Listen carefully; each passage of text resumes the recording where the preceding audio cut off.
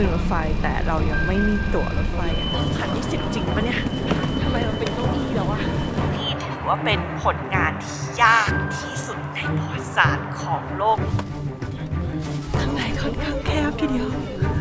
Emergency Oxygen Outlet นะคะหัวใจ90ปกติอยู่ที่60นิดฉันต้องการออกซิเจนเขาจะมีคนมาขายของตลอดเลยอันนี้จะเป็นน้ำร้อนนะไทย International Group นะคะทุกคนดูวิวที่มันค่อยๆเปลี่ยนไปเรื่อยๆนึกภาพอาศัยอยู่ที่นี่ นี่คือฤดูใบไม้ผลิ拍的时候要就尽量拍外面风景啊，车厢内。据说本次列车全日禁止吸烟，途中有。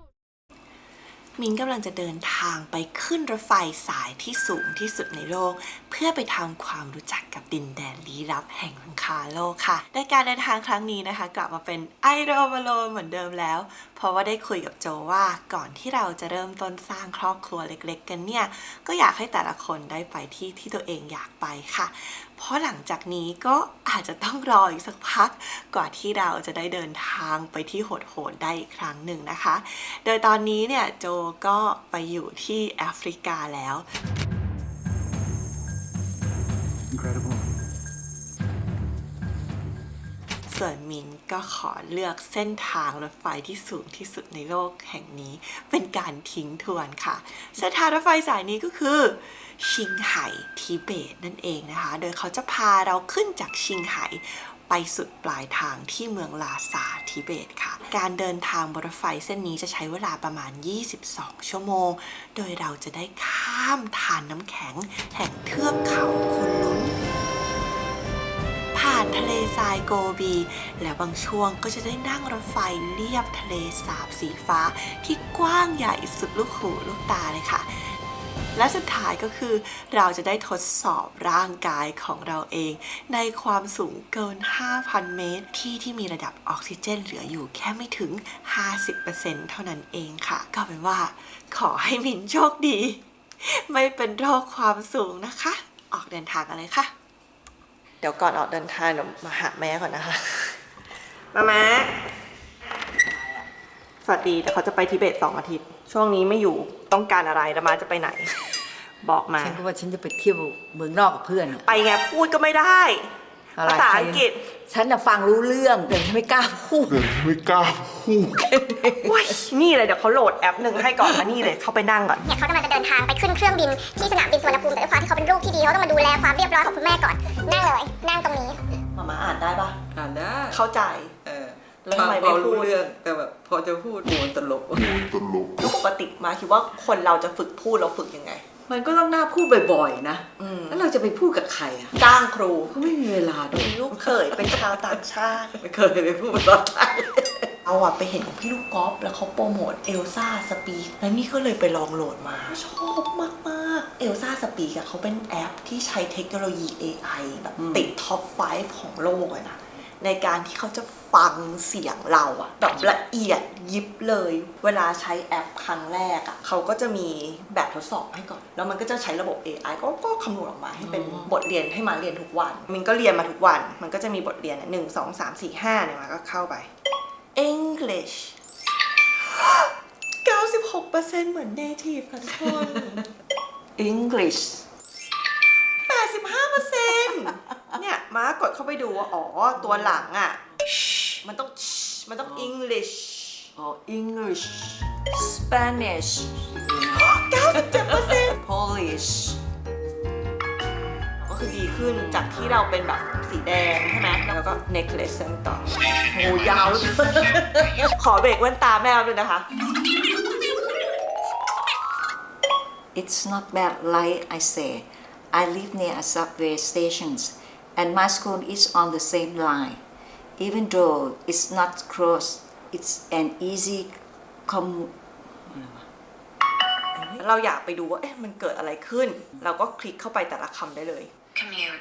commute มันสนุกไงเนี่ย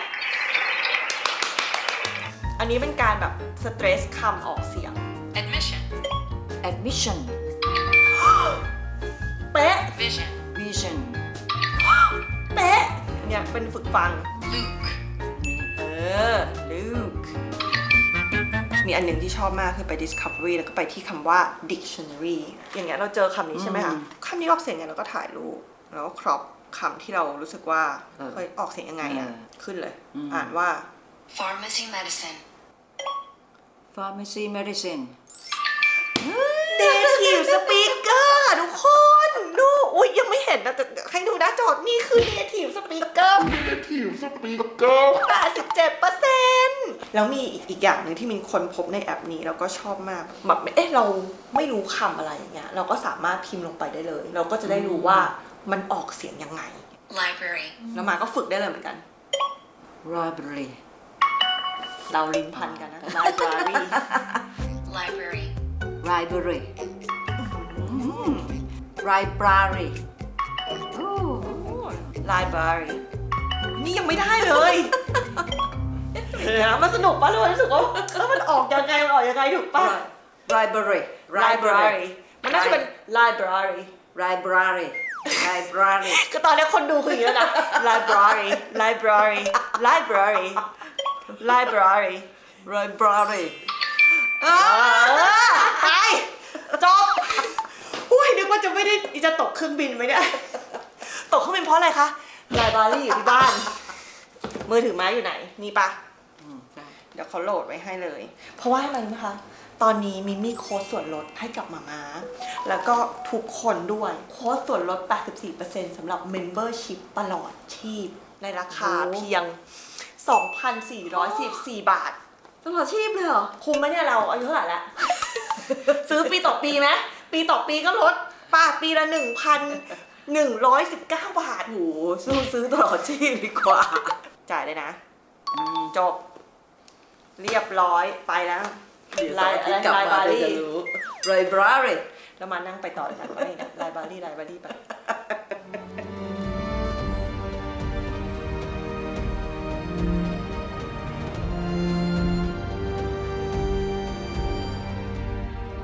ข้างนอกบอกไปนะคะว่าแพงมากดูเหมือนเป็นทะเลทรายแล้วก็มีแนวเทือกเขาที่ยังมีหิมะปกคลุมอยู่เลยค่ะ เมืองที่เห็นข้างหน้านะจะมีความเป็นจีนนะก็คือเขาก็จะเข้าไปตามที่ต่างๆแล้วก็สร้างถนนสร้างตึกใหญ่ๆอย่างเงี้ยค่ะไม่ได้เน้นเรื่องความแตกต่างทางวัฒนธรรมเท่าไหร่ค่ะเขาเน้นเรื่องความเป็นหนึ่งเดียวมันก็จะไม่ได้เหลือความเป็นวัฒนธรรมดั้งเดิมอะไรเท่าไหร่เนาะ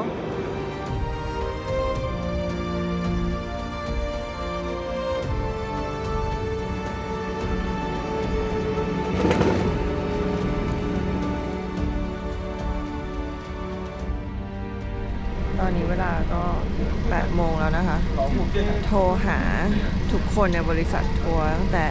แมเนเจอร์คนดูแลเราแล้วก็ไกด์เราไม่มีใครรับโทรศัพท์เลยแล้วก็วันนี้บ่ายโมงจะต้องขึ้นรถไฟแต่เรายังไม่มีตั๋วรถไฟอย่างที่บอกค่ะ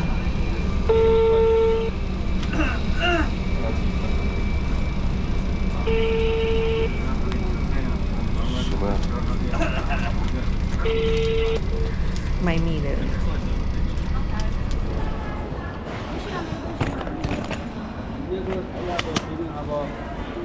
ได้มื้อแรกมาแล้วค่ะนั่งกินอยู่ที่สนามบินนี่แหละเมื่อกี้ไปกดเงินบอกเลยว่าการกดเงินคือการกดด้วยปาฏิหาริย์ล้วนๆพูดจีนได้นิดหน่อยแต่อ่านจีนไม่ได้เลยมั่วๆไปอ่ะได้เงินออกมาด้วยนี่ค่ะอาหารคือเนื้อเบียงทิปจีนแล้วอันนี้คือมีความเอี่ยวหวานสูงมากเป็นเพราะเราพูดจีนไม่ค่อยได้แหละ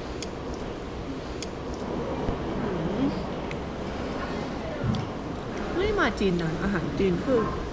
ที่สุดในดวงใจของเราจริงพูดตามตรงคือคิดถึงโจมากมากับโจเหมือนเดินตามแบบเนี้ยไม่ต้องต่อสู้อะไรถ่ายอย่างเดียวตอนนี้มาคนเดียวการทางคือการต่อสู้อีกแล้วโอ้ย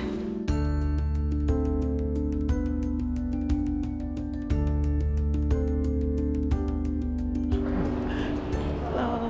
ได้คนขับแท็กซี่แล้วนะคะ 你是从哪来的？从泰国来上海。ไม่曼谷，曼谷哦，泰国泰国对泰国的。对，หนาวมาก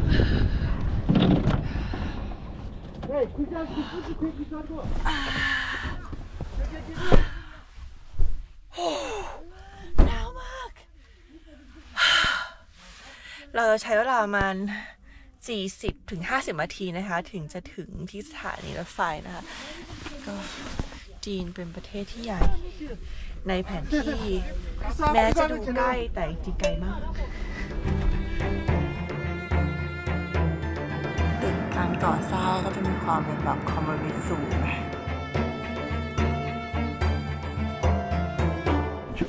哦，谢谢，Thank you。谢谢哎，好，拜拜。บายรถไฟเบอร์ 4917 บ่ายโมง 30 นะคะ นี่บรรยากาศอลังการมาก ๆ เลยนะคะ เดี๋ยวเราจะไปแพลตฟอร์ม 3 กัน ตรงนู้นจะเป็น A2 A3 ตรงนั้นเป็น B3 B2 แล้วตรงนี้ก็เป็นที่พักผ่อน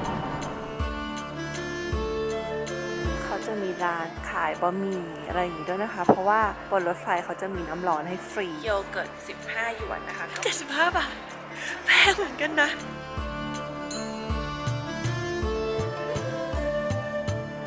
ระหว่างที่เรานั่งรอรถไฟนะคะมิ้นจะขอมาเล่าเรื่องการก่อสร้างเส้นทางสายชิงไห่ทิเบตซึ่งเป็นเส้นทางที่ถือว่าเป็นความน่าอัศจรรย์ของมนุษย์หรือได้อย่างเป็นความดื้อด้านในการเอาชนะธรรมชาติของมนุษย์ก็ว่าได้ค่ะโดยการก่อสร้างทางรถไฟสายนี้แบ่งเป็น2ช่วงแรกคือจากซีหนิงสถานีที่เรานั่งอยู่นะคะจนถึงโกมุนซึ่งสร้างง่ายมากแป๊บเดียวก็เสร็จแล้วก็เปิดใช้บริการในปี 1984 ค่ะแต่ส่วนที่ยากมันคือส่วนที่2จากสถานีโกมุนถึงลาซาซึ่งเขาใช้เวลาวางแผนยาวนานถึง 25 ปีคือนึกภาพพี่จีนซึ่งเขาเก่งมากเรื่องการเจาะภูเขาระเบิดนู่นระเบิดนี่สร้างเส้นทางรถไฟและถนนมาแล้วมากมายแต่นี่ถือว่าเป็นผลงานที่ยากที่สุดในประวัติศาสตร์ของโลกมนุษย์นี้เลยก็ว่าได้ที่เป็นแบบนั้นนะคะเพราะปัจจัยหลายอย่างค่ะอันดับแรกนะคะก็คือเรื่องความสูงคือทางรถไฟสายเนี่ยตั้งอยู่บนความสูงเฉลี่ย 4,000 เมตรเหนือระดับน้ำทะเลคืออากาศหายใจเข้าไป1ทีจากปกติได้เต็ม 100% นี่จะเหลือแค่ 40-50% เองค่ะโดยการสร้างทางรถไฟสายนี้นะคะใช้คนงานถึง 20,000 คนแล้วก็ต้องมีการตั้งสถานีอนามัยไว้ทุก 10 กิโลเมตรก็มีทั้งหมดประมาณ 1,100 สถานีแล้วก็ต้องมีหมอเนี่ยประจำอยู่ 600 คน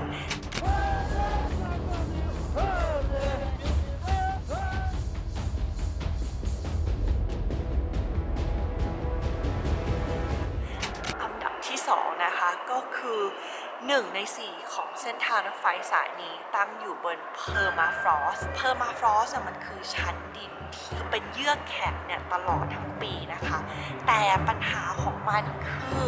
มันไม่มีความมั่นคงค่ะด้วยความร้อนนะจากรถไฟที่วิ่งมันจะสามารถทำให้เพอร์มาฟรอสต์ละลายประกอบกับโลกร้อนในปัจจุบันทำให้พื้นที่ตรงนี้มันมีความอ่อนไหวแล้วก็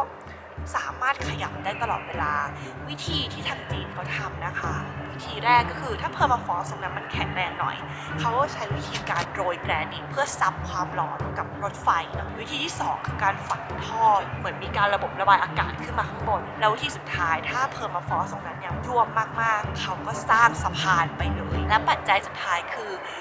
พื้นที่นี้มีความเสี่ยงกับการเกิดแผ่นดินไหวนะคะคือไม่ใช่แผ่นดินไหวเล็กๆนะแผ่นดินไหวนะในปี 2001 นะคะไหวถึง 8.3 ริกเตอร์คือแต่สุดท้ายไม่น่าเชื่อหลังจาก 5 ปีนะคะในปี 2006 เส้นทางรถไฟสายชิงไห่ทิเบตก็เปิดให้บริการค่ะและณวันนี้นะคะก็จะมีผู้โดยสารต่อ1ขบวนนะคะประมาณ 1,000 คนเนาะแล้วต่อวันเองก็มี 5-6 ขบวนลืมบอกไปนะคะว่าเส้นทางรถไฟสายนี้ใช้เงินก่อสร้างถึง 4,000 ล้านเหรียญ US ดอลลาร์หรือก็ประมาณ 16,000 ล้านบาทค่ะเขาบอกว่าที่จีนลงทุนขนาดนี้นะทางจีนก็บอกว่าอ๋อเป็นเพื่อการกระจายความเจริญมีการค้ากับทิเบตเพื่อการท่องเที่ยวแต่ทางทิเบตเองก็บอกว่าน่าจะเป็นเพื่อการกระชับการปกครองให้มั่นคงมากขึ้นทำให้ทิเบตหลุดไปไหนไม่ได้ค่ะเอาเป็นว่าเดี๋ยวเราจะไปพูดเรื่องเหล่านี้ต่อเมื่อเราไปถึงที่ลาซาแล้วนะคะ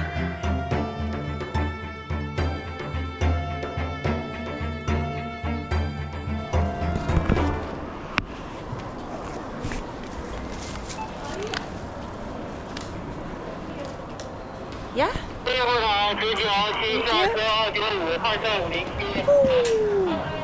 เก็บพาสปอร์ตก่อนอะไรหายไม่เท่าพาสปอร์ตหายนะจ๊ะเช็คด้วยว่าเราอยู่ชั้นไหนอะไรมั้งนึงโอ้ยอย่าเล่นเคยจำนะฉันจำ soft sleeper cabin 10 เตียง 18 รถคันที่10เลขเจ็ด18รถคันที่10เลข78เลย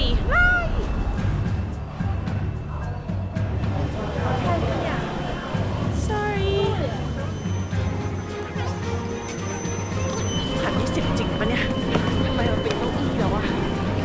ใคร你说要点钱呢？把钱走。 sleeping yeah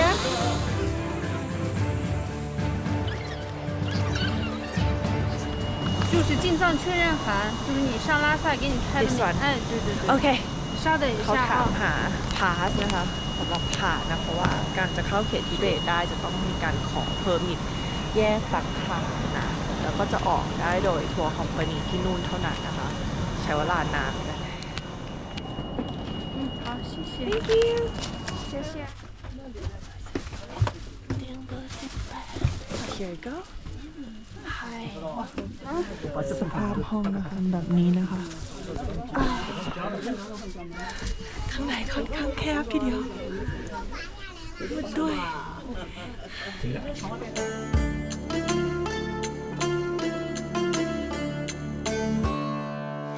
และนี่ก็คือที่นอนอีก22ชั่วโมงข้างหน้าของมินนะคะทุกคน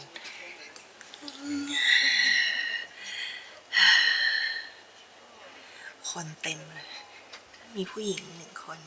ผู้ชาย1 คนแล้วก็ผู้ชายตรงนี้อีกคนนึงค่ะสิ่งที่เห็นที่มีอยู่ตอนนี้นะคะที่เราจะรีวิวกันนิดนึงนะก็ปลายเท้ามีนะคะทีวี1 เครื่องมีเป้นึงไม้แขวนเสื้อให้ด้วยอันนี้ไม่แน่ใจว่าคืออะไรอ่ะอ่านไม่ออกอ๋อช่องทีวีละมั้งแล้วก็สิ่งที่พิเศษมากๆคืออันนี้ Emergency Oxygen Outlet นะคะโดยเจ้าออกซิเจนนี้นะคะก็เป็นสิ่งที่พิเศษอยู่บนรถไฟคันนี้นะเพราะว่าเราจะวิ่งกันไปอยู่บนที่สูงเนาะเพราะฉะนั้นเนี่ยเขาจะมีระบบหมุนเวียนอากาศให้แบบมีออกซิเจนเยอะพอในนี้ถ้ายิ่งขึ้นสูงเนี่ยบางทีเขาจะมีการแบบได้ยินเสียงเขาจะปล่อยออกซิเจนออกมาเพื่อให้คนที่อยู่บนรถไฟเนี่ยไม่ขาดอากาศหายใจกันไปซะก่อนเพราะว่าโรคสำคัญที่ผู้โดยสารเสี่ยงจะเป็นมากๆในการนั่งรถไฟชิงไห่ทิเบตนะคะก็คือโรคแพ้ความสูง altitude sickness นะอาการมันก็คือจะมึนๆเหนื่อยๆและถ้าเป็นมากๆเนี่ยก็คือปอดอาจจะน้ำท่วมสมองน้ำท่วมเสียชีวิตได้นะคะเพราะฉะนั้นเนี่ยบนรถไฟแต่ละคันเขาก็จะมีคุณหมอประจำอยู่1 คนแล้วก็ถ้ารู้สึกไม่ไหวก็ให้ไปแจ้งเจ้าหน้าที่ว่าฉันขอออกซิเจนได้ไหมเขาก็จะให้ออกซิเจนออกมาแบบหายใจอย่างเงี้ยค่ะนี่ก็เป็นจุดปล่อยออกซิเจนรถไฟออกแล้วค่ะทุกคน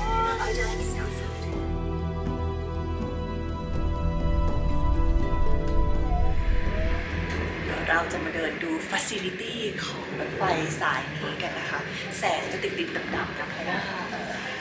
อุโมงค์ก็อันดับแรกนะคะนี่คือ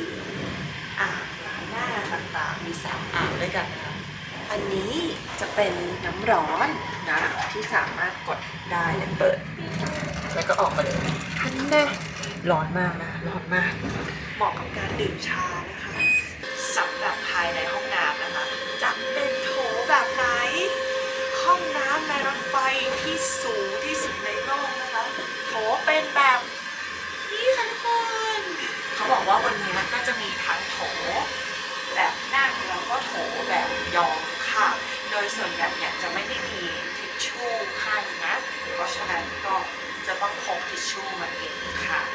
ว่านี่เราเห็นทิชชู่แต่มันอาจจะอยู่แค่ชั่วโมงแรกแล้วก็หมดไปห้องน้ำสะอาดอยู่นะแต่ก็อาจจะสะอาดในชั่วโมงแรกแล้วก็หมดไปเช่นกันไม่รู้เหมือนกันนะคะ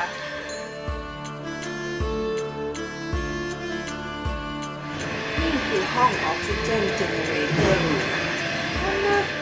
กระจกที่เห็นนี้นะคะเป็นกระจกกัน UV นะคะ 好，这边给您简单介绍一下车内设备啊，热水、厕所、拉箱、洗漱的都在这边。然后这边第一个是灯，第二个是温度，第二个是广播，第三个是温度，第四还有供氧。所以说本次列车全程禁止吸烟。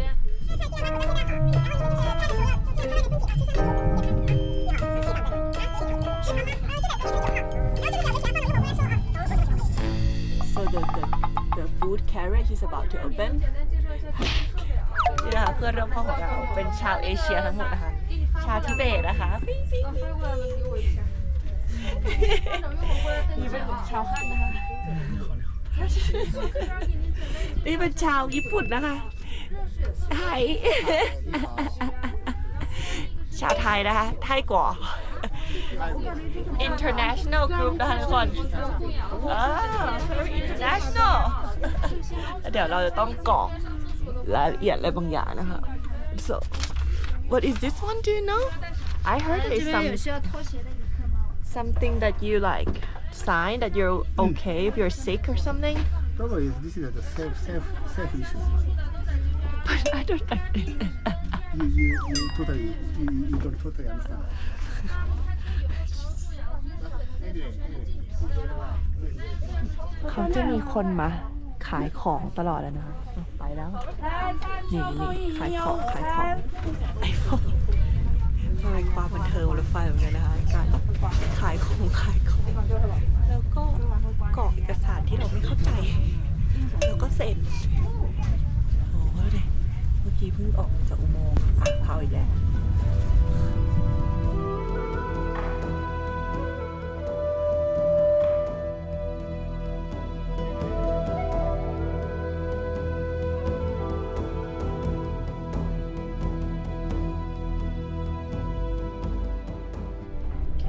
ดูวิวที่มันค่อยๆเปลี่ยนไปเรื่อยๆสิคะสวยอ่ะเหมือนวิวไม่ซ้ำเลยอะค่ะ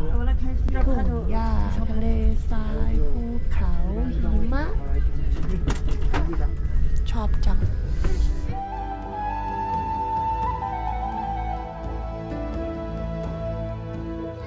นั่นน่ะคือทะเลสาบชิงไห่ค่ะ The color is so nice like turquoise It's the biggest inland lake in the world. It's like it's salty, salt lake as well.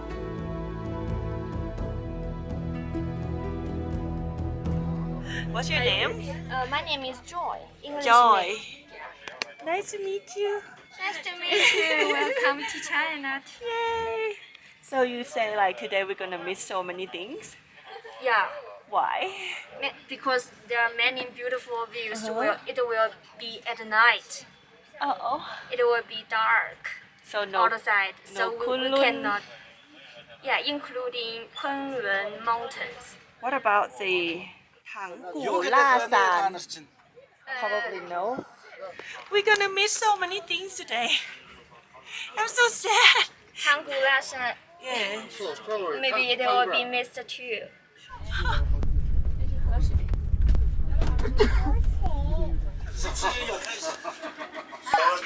ปู สวัสดีค่ะ ชาวต่างชาติ我都10多年没看那玩意儿，我都 แค่ไม่กี่คนบนรถไฟที่พูดภาษาจีนไม่ได้เลยแล้วก็เข้ามาสั่งอาหารแล้วทุกคนก็งงเธอต้องการอะไร นี่คือมาถึงร้านถึงตู้อาหารตอนที่อาหารหมดแล้ว ก็เลยเดี๋ยวจะกลับมาตอนเย็นอีกทีแต่นี่คือกินเป็นของว่างก่อนเพิ่งบ่าย3แต่กินรอบที่4แล้ว ความเศร้าของทริปนี้ก็คือช่วงที่สวยที่สุดของรถไฟ เราจะต้องหลับฝันและนึกถึงภาพมันเอาฉันอยากจะร้องไห้เหลือเกินผ่านนู่นผ่านนี่ผ่านทั้งหลายอย่างภูเขาหิมะนู่นนี่ไปนอนนะคะก็จะมีไก่มีแฮมมีข้าวมี ผักเต็มไปหมดเลยเป็ดพะโล้เข้มข้นมีรสเผ็ดที่นี่เหมือนเขาใช้พริกหม่าล่าทำทุกอย่างแล้วเปิดมากอาหารถูกมากนะกล่องนี้150 บาทถ้าบนรถไฟระดับประมาณเนี้ยเขาถือว่าถูก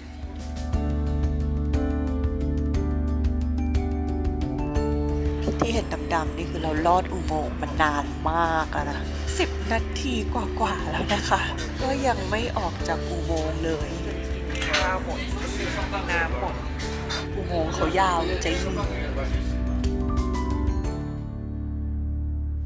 นี่นะคือเทือกเขาคุณลุ้นค่ะทุกคนจริงๆเทือกเขาคุณลุ้นนะตามตำราฮวงจุ้ยของจีนนะเขาบอกว่านี่คือเส้นสันหลังมังกรซึ่งมังกรเป็นสัตว์ที่สามารถพามนุษย์ขึ้นไปอยู่ที่สวรรค์ได้ดังนั้นตรงบริเวณคุณลุ้นเนี่ยนะคะก็จะเป็นตำนานเรื่องราวว่ามันเป็นที่อยู่ของเหล่าเซียนเหล่าทวยเทพต่างๆเหล่านี้ค่ะแต่นั่นไม่ใช่สาเหตุที่วินได้ยินชื่อของคุณลุ้นค่ะคุณลุ้นเนี่ยจริงๆแล้วเด็กๆรุ่นมินน่าจะได้ยินชื่อกันเยอะมาจากหนังสือดูหนังจีนของกิมยงพวกมังกรหยกทั้งหลายไงค่ะตัวร้ายส่วนใหญ่ก็จะมาจากแถบคุณลุ้นเจ้าชอบพิษเจ้าฆ่าพี่น้องของข้ายังฆ่าเจ้าที่มันเป็นแบบนี้เพราะว่ามันถัดไปจากคุณลุ้นเนี่ยจะเป็นที่ตั้งของทะเลทรายทาคามาคันแล้วตรงนั้นเนี่ยก็จะเป็นส่วนหนึ่งของเส้นทางสายไหมด้วยจะมีพวกแขกเติร์กมองโกและชาติพาต่างๆเนี่ยอยู่มากเพราะฉะนั้นสำหรับนักเขียนชาวฮั่นพื้นที่ตรงนี้เป็นพื้นที่ที่แบบน่าลึกลับน่าค้นหาแปลกประหลาดเลยนะคะนั่นก็เป็นที่มาว่าทำไมไม่ถึงได้ยินคำว่าจอมยุทธแห่งเทือกเขาคุณลุ้นเลยอย่างบ่อยๆได้เห็นส่วนหนึ่งก็ดีนะคะดีใจแหละ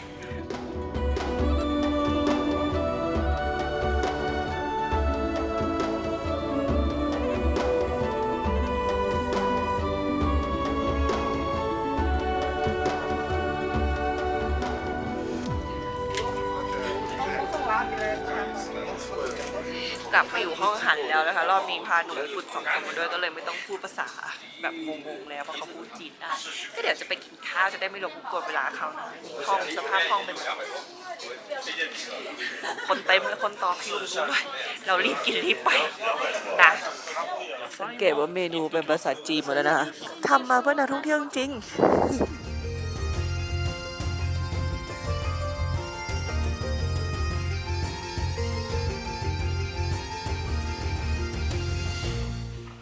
รถไฟกำลังจะจอดที่สถานีที่ชื่อว่ามูนะคะคนจำนวนมากก็ลงแล้วก็อาจจะมีคนจำนวนมากขึ้นเช่นกันไม่รู้เลยค่ะ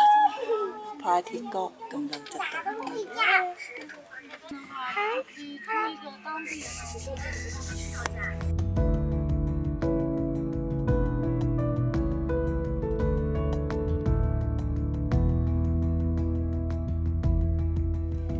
คือแหล่งซอลต์เลคนะผลิตเรือที่ใหญ่ที่สุดในประเทศจีนนะคะเพราะเป็น China number 1 It's like super like factory เดี๋ยวก่อนนอนคืนนี้ขอเช็คออกซิเจนตัวเองก่อนนะคะบอกวิธีที่ดีที่สุดในการต่อสู้กับ altitude sickness ก็คือดื่มน้ำจนให้ฉี่ใสแล้วค่อยไปนอนนี่ดื่มจนเข้าห้องน้ำจนแบบน่าจะเหนื่อยจากการเข้าห้องน้ำปีนขึ้นปีนลงตอนนี้หัวใจ90ปกติอยู่ที่60นิดๆออกซิเจนเหลือ93นอนดีกว่า Library. Library. Rivalry, rivalry, rivalry, rivalry, rivalry.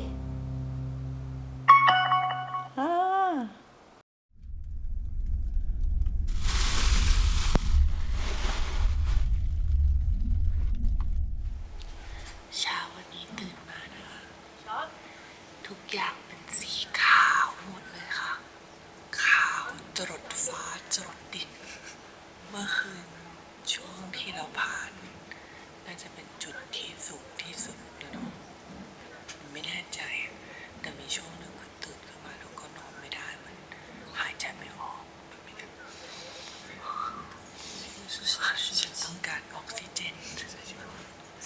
แล้วหลังจากนั้นก็หลับถึง7 โมงกว่าเลยค่ะอันนี้ทุกคนก็กินหมี่กึ่งสำเร็จรูปกันตั้งแต่เช้าเลย อาหารที่ป๊อปปูล่าที่สุดบนรถไฟสายนี้ก็คือบะหมี่กึ่งสำเร็จรูปค่ะทุกคนทั้งรถไฟจะเป็นกลิ่นบะหมี่กึ่งสำเร็จรูป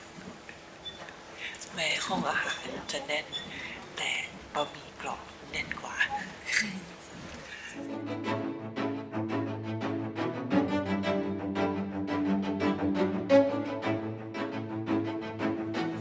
คนที่อยู่แถวนี้แบบโอ้โหโหดนะ นี่ไงตรงนั้นนะคือฝูงจำมาดีหมดเลยนะ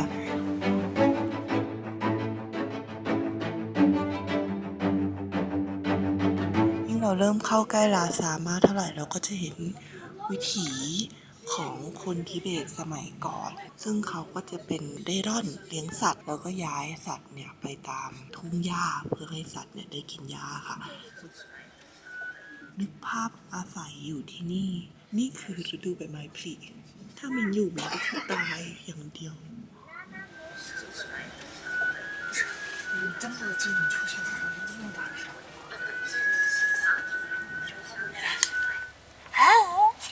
ระหว่างที่จะถึงลาซานะน้องเขาเดินมาบอกว่า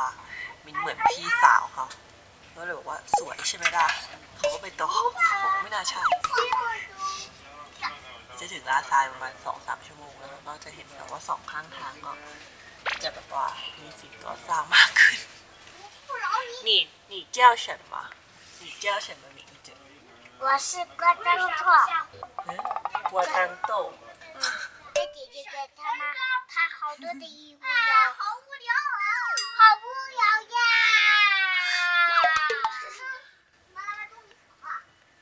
你叫什么我要去跑六，去买个路。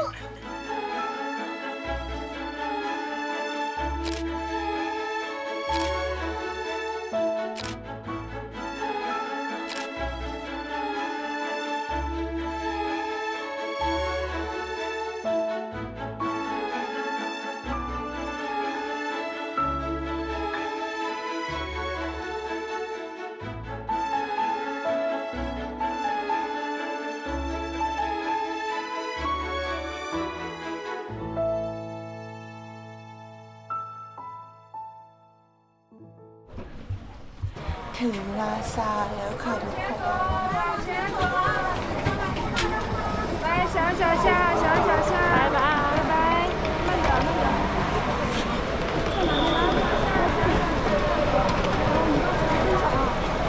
拜拜，拜拜，拜拜。22 ชั่วโมงกว่าบนรถไฟสนุกมากๆเลยค่ะเป็นการเดินทางที่ดีมากๆแล้วก็ได้เพื่อนใหม่เยอะไปหมดเลยถึงแม้เราจะไม่พูดภาษาจีนเลยก็ตามถ้าใครจะมาลาซานะคะแนะนำให้นั่งรถไฟมานะสนุกมากๆเลยค่ะปิดกล้องแล้ว